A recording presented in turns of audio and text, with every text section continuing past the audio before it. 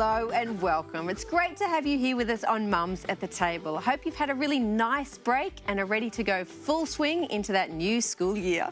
Let me introduce the ladies I'm having a chat to today with. I've got Shona. Hello. Melody. Hi. And Mary Ellen. Hey, Rachel. How are you, ladies? We're great. good. Yeah, that's good. I'm thinking, you know, we're talking about school today, but last year was your first year not having to sort of get ready for school at all. How was that? Well, I still had to pack lunches because, you know, okay, kids still at home, you still have to pack lunches. That happens after school, like finishes? Yeah, I know you're going to call me a helicopter mother, but yeah, I still had to do lunches. No, I'm not there yet, I don't know. Well, up for discussion today, you've probably guessed it, we are talking school. Clingy kids that won't let go of you, and we discuss the claim that about 70% of kids suffer back pain from their school backpacks. Nutritionist Trish Guy explains how the inflammatory index works, plus we chat to dermatologist Dr Kavita Enjeti about keeping sun safe not only at school but all the time. But first, let's open that can of emotional worms up, preparing for your child's first day of school. Now, there's a checklist of practical things that one needs to get ready. School bag, shoes, uniform, lunchbox, and that's just to name a few. But how do you check off the biggest item on the list? Are you and your child mentally ready to start that first day of school? Ladies, I want to ask you all, can you think back to your first day of school? Mary Ellen, you were there the most recently, so I'm coming to you first. A bit easier for me, I think. But do you remember it? I remember it vividly, actually. I think I was about four and a half, and I didn't really know what was going on. Mum just kind of dropped me off, and then suddenly she wasn't there, and I started screaming, and I was like, Did you feel abandoned? I did, yeah. I felt this deep sense of abandonment, but after about an hour, I completely forgot that Mum even existed, so I was fine. But you still remember it, like it's a significant day for kids, isn't it? It is, yeah, and... Yeah, looking back, I remember pretty much the whole of prep. Kids would struggle for months, for, you know, even the whole year, because it was just such a transition. It is such a transition, but now there's a huge focus on mums as well going through that, and dads sort of saying, all right, you're off to school, and, you know, there's this big focus now on how parents are feeling, which I think is good because it's a sort of not an abandonment, but a separation for them as well. Come on, Shona, I can hear the wheels ticking. I can't remember back that far, you know, horse and buggy, ice on the roads, you know, walking to school in bare feet. Can't remember it. No, honestly, I can't remember my first day at school, but I remember dropping the boys off to school and having all the parents crying and carrying on, and I was like, hallelujah, they're off to school, I've got my life back. I could go back to work. So did you not feel sort of any sadness at all? No. I treasured school because it gave me time out from the kids, but also they needed it. Yeah. They needed their independence. I'm more interested in how you're going to cope because your last one's going off to school. I know. I am starting to feel it as we get closer. Like when my first daughter went, I actually just felt excitement because I still had two at home and a lot of work at home, and I just felt pure excitement for her and my second daughter. But the third one and my final one, I'm feeling that emotion, like I won't have any kids at home again. So we're not going for another baby? Heck no. Those loose ends have been tied up. No, but it's been 10 years where I've had someone at home. So this for me is an emotional time, and I don't think I'll be crying as such because I'm very excited for her, but for me, I'm taking a deep breath. So what do you think you're going to do? I'm living in denial till that day. That's my approach. And it's only like 5 or 6 days away, so you're going to have to get out of denial fast. That's 5 or 6 good days I'll have. My practical tip on starting school is to teach your kid how to open that school bag. That was my first day of school. I could not open my school bag. Really? That teacher was like, oh, get your books out. What? Yeah, okay. Can't do it. You took books on the first day? It's Singapore. Oh, okay. It's academic excellence. Yeah, I don't know. Look, I'm sure there's heaps of mums out there who sort of... I know they have mothers often go out and have like a morning tea afterwards just to sort of get together and say, OK, we've said goodbye to them, which I think is a nice idea. You wouldn't have gone on one of those? No. No, right. No. OK. Well, let us know what you are going to do when you drop your child off to school. ABC's Reading Eggs has a great list of things to consider when preparing for that first day. And for those starting school this week, I really hope it goes smoothly for you and for me. Well, although there will be some that have to face that challenge of having a clingy child that won't let go of you. Sorry, been there. And even though the University of Minnesota attachment researcher Alan Schrauf says it's absolutely natural, the question still remains. brains. What do you do with them? Now, I have a clingy child, and I don't know that I've got the answer, so I'm looking to you. Wisdom. My kids weren't overly clingy. Okay. The youngest, no, not really. The Joshua, the eldest, he happily bounded off to school. Yeah. Aaron was a little bit more subdued, I think, because he had me at home by himself while Joshua was at school, because there's about 17 months difference. But a lot of things, one of the things I do remember that I did was I taught Aaron time, you know, on a face clock. Yeah. And so when I left him at preschool, I said to him, see, when the little hand's on the 3, that's when I'll be back.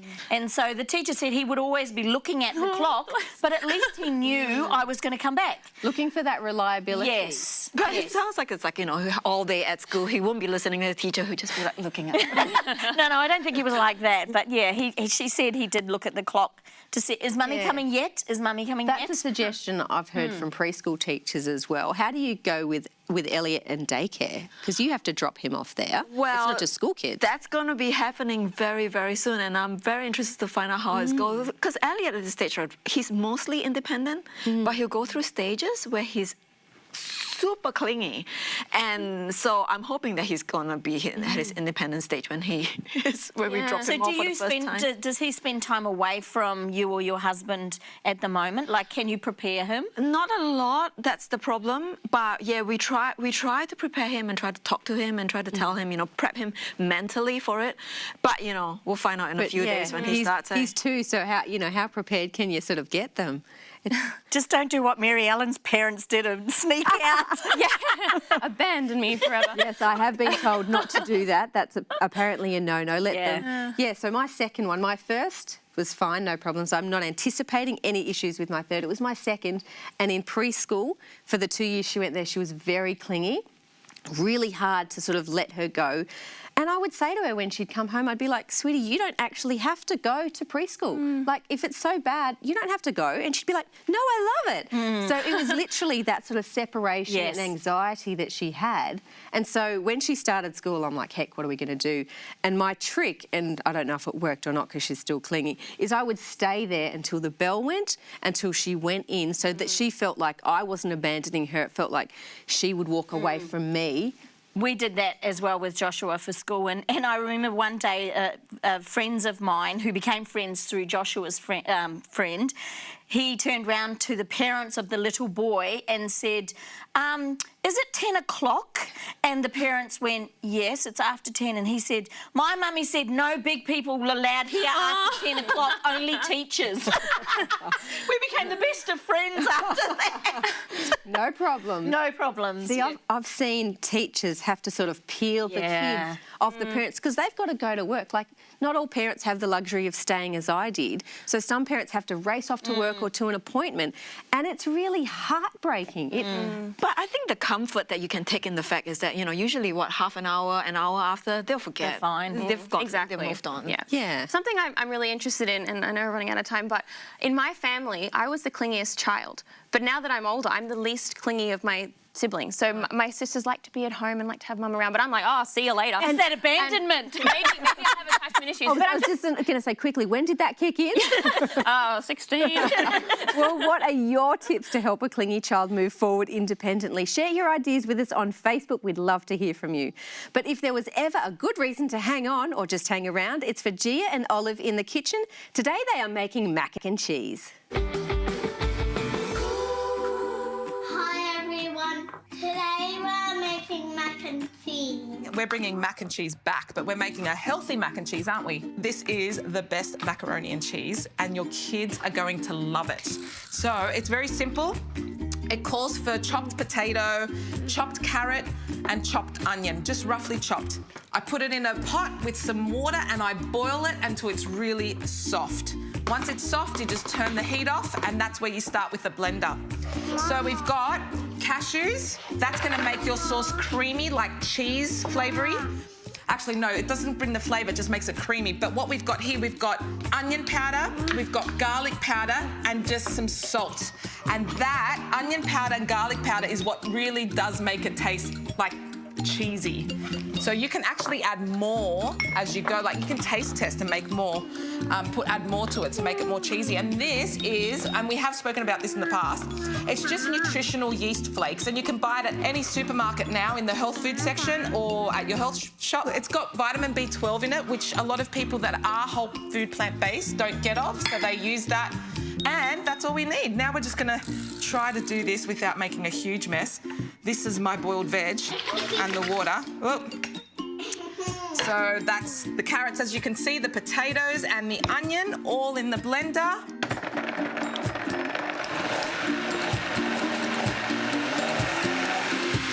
Okay, and that's done. I just blend it until it's smooth. Now the cashews, as you can see, have made it look really creamy, and the kids that don't like broccoli, this is the best way to get your kids to eat broccoli. So I just throw broccoli on top of the pasta. I've used wholemeal pasta. You can get some really good wholemeal pastas now. Yeah. Back in the old days, they were just really thick and chewy, but now they are amazing. So we put some broccoli and then we pour our sauce on top, our mac and cheese sauce. Mama. And there you have it.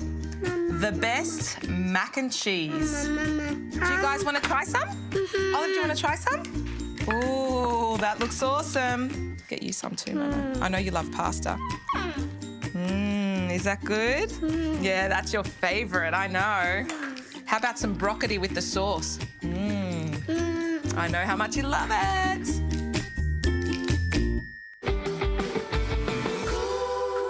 Looks pretty good. Well, Everyday Essentials has a whole heap of tasty and healthy recipes just like Gia and Olive's. To get your free copy, because we are giving them away, write to us at hello@mumsathetable.com and ask for Everyday Essentials. Well, get this. KidSpot has reported that the Australian Physiotherapy Association says about 70% of Aussie school kids suffer back pain from their school backpacks. However, the University of Sydney has published their own findings disputing this. Now, it's interesting that you get two, I guess, bodies of information that sound really credible coming up with different information. 70% is a big number. Did anyone get surprised by that number? 70%? Yes and no. I think when I was at school, I remember a lot of kids struggling with backpacks, just because, especially in year 11 and year 12, you've probably taken home 3 or 4 folders that are all, you know, this thick, shoving them in there, trying to walk around. I experienced back pain, and my sister in particular had really, like, she had to go to the physio, to the chiropractor, and like, she still kind of got residual issues from it. So yeah, I think it does affect a lot of kids. Yeah. It's interesting. But is that, well, I kind of agree with it because, you know, when I'm walking down the streets looking at this little primary school kids, right, their bags look bigger than their bags. They're huge. So I'm not surprised in a sense, but then is that the only reason for their back pain though? Like, you know, there's a whole lot of other gamut of reasons why people get back pain as well, you know. That's That's something that I was thinking when I was reading about this, because I was also reading something about a month ago that was talking about computers and laptops and how everyone is sitting with an angle in their neck now, kind of, you know, on their laptops. And apparently, I don't know which disc it is, but it can suffer up to 50 kilograms of pressure once you get to about a 10-degree angle or something.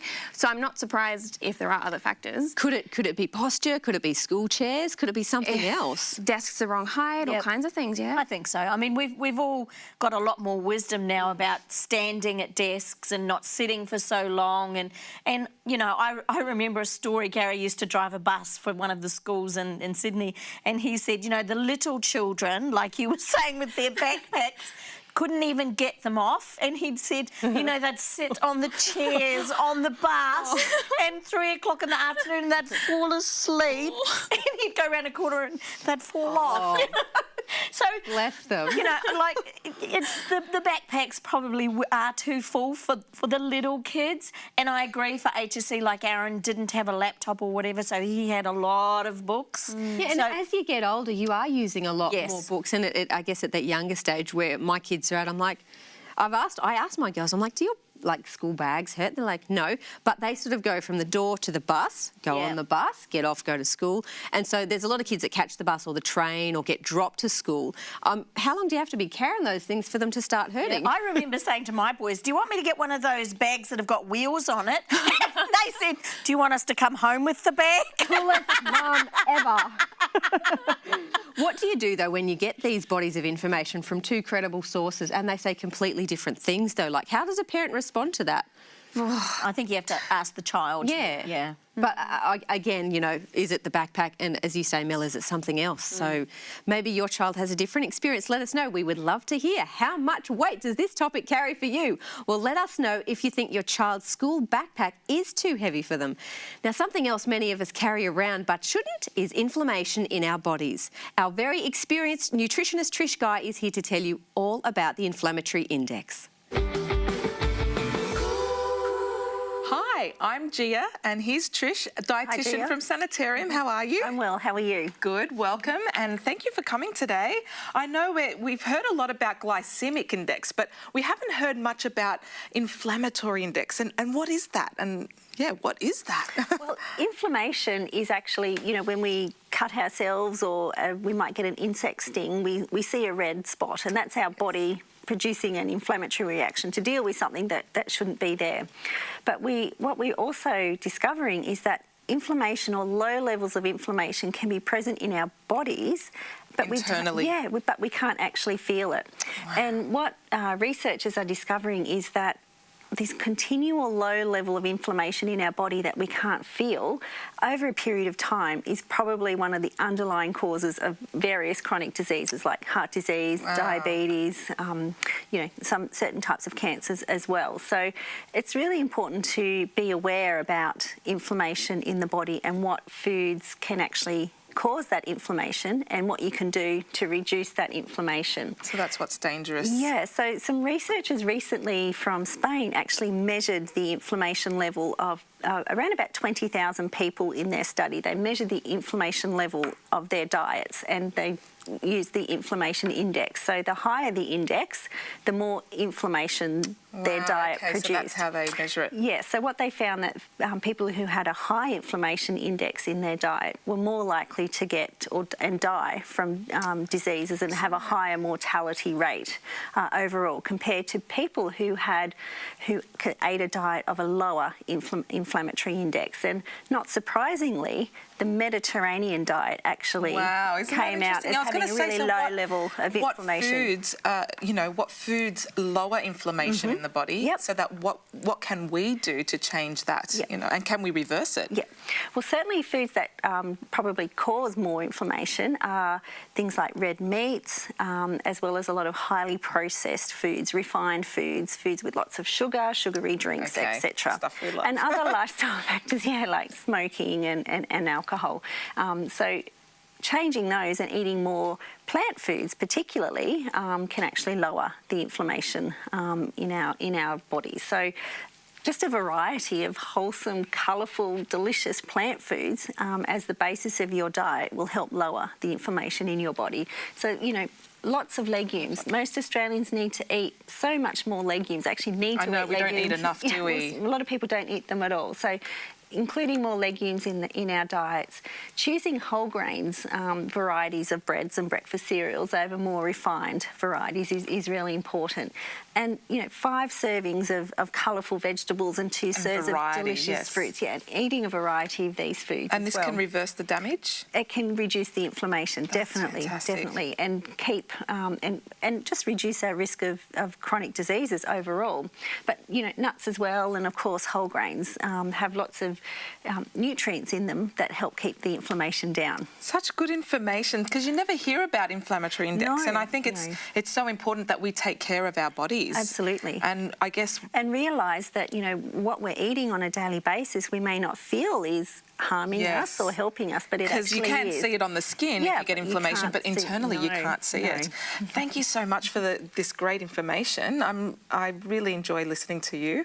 And we'll see you next time as well. If you want to go to Sanitarium, the Sanitarium website, you guys have some information there as well. More information on inflammation, as well as just more inspiration on enjoying these delicious foods. Check out our recipes. Thank you, and we'll see you guys next time. Kids in Australia and New Zealand almost learn sun safety before they can walk or talk. With melanomas considered to be Australia's national cancer, summertime is full of media campaigns to slip, slop and slap. But is that making a difference? Well, today we chat to dermatologist Dr Kavita Enjeti from the Sydney Adventist Hospital, who specialises in melanoma. Welcome, Dr Enjeti. Thanks for joining us here. Thank you, it's a pleasure. It's a really, I guess it's a big topic to talk about, and I know it's been spoken about a lot. So I sort of want to start out with, we've had these campaigns for Sun Smart since 1981, basically, but we're seeing a rise in melanomas. What are we doing to sort of not keep up with that? Do you know what I mean? Like, as in, what are we not doing? Thanks, darling. What are we not doing? Thanks, Shona. Yeah. I think the most important thing to remember is that there's always going to be a bit of a lag. So, you know, melanomas arise, they don't just arise the next day after the sunburn. You know, there's a 20 to 30 years, sometimes even 40, 50-year lag. And so at the moment, yes, our incidence is still going up. You know, compared to 2014, it's probably gone up by about 1,000 new cases every year. But having said that, there is some promising results showing that younger adults, so less than 40, I think the incidence is actually changing. So we are heading in the right direction. I think there's probably going to be a bit of bell curve and hopefully it'll fall back. So we're seeing a change in the young, because recent statistics were sort of saying they had been on the up, but we're seeing that change a bit? That's right, that's right. So hopefully, and also I think the survival rates from melanoma are actually improving as well. So even though you've got the diagnosis, hopefully you'll be surviving Is that because we're looking for them now and we're screening and we're being checked? And exactly. Right. And there are a lot more modalities coming up now. So there's immunotherapy. So even if you've had, you know, metastatic melanoma where it's gone everywhere, there is potential for treatment now. Okay, so explain what a melanoma is, because if you look at me, I have lots of spots all over me because I'm very fair. Yep. So what should we look for a melanoma? So basically a melanoma, it all comes from a melanocyte, which is basically what gives us our colour. Okay, so it produces the colour in our skin. When those melanocytes start behaving abnormally, like with any cancer cells, so they start dividing and they start, you know, just not behaving properly, then we call it a melanoma. Now, the trouble with melanoma cells is that they're quite rigorous, so they don't really sit there and announce, hey, I'm changing, you know, they don't give you signals. If they just only change. would. Exactly. If only, you know, they're not painful. Sometimes they're itchy or they bleed. But then they silently go into the bloodstream and then travel places. So essentially there are key signals that you have to look out for, perhaps, you know, when you're examining yourself, to try and catch it early. Because I think if we can catch it early, that's still the best cure at this stage. Yeah. Burning question. So, we are always talking about slip, slop, slap, and you're trying to cover up as much as you can, avoid the sun. But then vitamin D deficiency is also increasing, and you get vitamin D from the sun. Yes. I don't know what to do. I know, and I think that's a really difficult question. You're right. I obviously, from the skin cancer perspective, we know that sun protection is really, really important. You can get vitamin D from other sources, so you can get it from tablets, you can get it from your diet and so forth. So I think it's going to be a little bit of a balancing act, you know. So if you do go out in the sun, you know, a UV index of less than 3, and you can probably get about 10, 15 minutes. And so that's usually outside of the main hours. So between 9 and 3, we try and avoid going out in the sun. See, it used to be 10 and 2, didn't it? Yeah. Yes, I think it depends on the season. Right. Right. So I think in the summer, by the time it's 9 o'clock, it's you can feel it bite. I feel like I can feel the sun bite more in its sting than I did when I was younger. Is that just me? About that. No. I think there is it's something to do with our ozone as well. But having said that, kids are not aware at all. You know, they can be outside playing for hours and they don't realise how much sun they've had. So it's probably a combination. I talk to a lot of mums now who are actually very wary of putting on sun cream because of all the chemicals in them. What do you say to that? Okay, so in terms of sunscreens, there is a bit of an age. So less than 6 months, we do not recommend that you put on sunscreen on babies. And that is because the skin of babies does tend to absorb a lot more. And yes, sunscreens they've got chemicals and they've got physical barriers as well. So we tend to say keep them, you know, they're not very mobile when they're less than 6 months of age. So you can keep them in places under the shade and keep them covered up. By the time you get to older than that, you know, just try and physically cover as much as possible and then use sunscreen on top of that. Yeah, Exposed areas. I was just thinking, one of the things that my husband nags me about, you know, which I think he's right. But it's a cloudy day. Oh, I'll be fine. It's not sunny. I don't feel the sun. Is that? Look, I think the best thing to do is to check the UV index. So there are lots of sun apps now, and it'll tell you, is it so greater than 3? Yeah, protect. Put sunscreen on, put a hat on, and so forth. Because some days, winter days, it's cooler, but it's Is that for dark skin and light skin the same?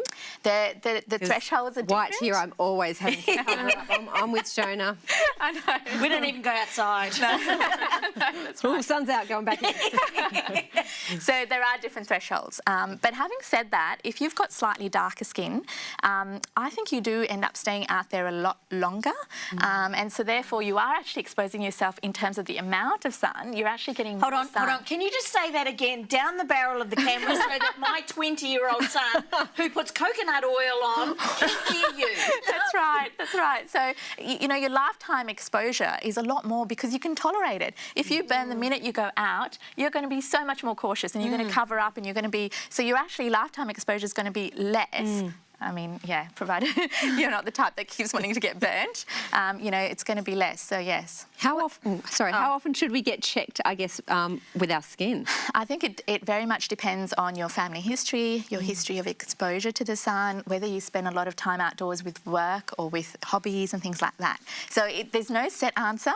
I think over the age of 50, once a year is a good idea, at least to get a baseline, But I start skin checks even in young kids these days. So should we be taking photos of anything that we're suspicious of? That's always a good way of keeping track because we can't rely on our memory, and that's the only... Especially not when you're getting over 50.